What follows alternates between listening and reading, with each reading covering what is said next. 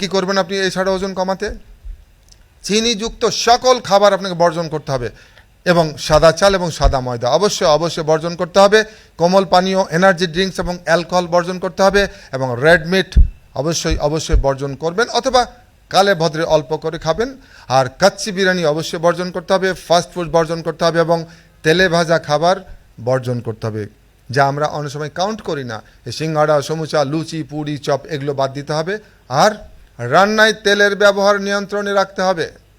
তেল আপনি যদি নিয়ন্ত্রণে না আনেন, কোনো দিন আপনি ওজন কমাতে পারবেন না। Mind it.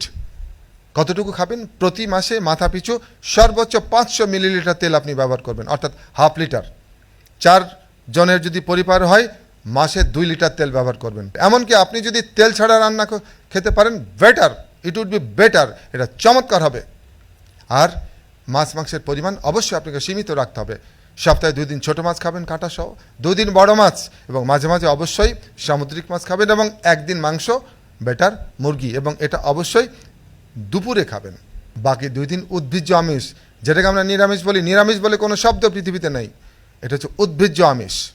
আর রাতে মাছ মাংস খাবেন না, না খাওয়াটা বেটার, এবং প্রতিদিন 1টি ডিম খাবেন। আপনি প্রচুর যদি ওয়ার্কআউট করেন, জিম করেন, তাহলে আপনি 2টো ডিম খেতে পারেন, কোনো সমস্যা নেই।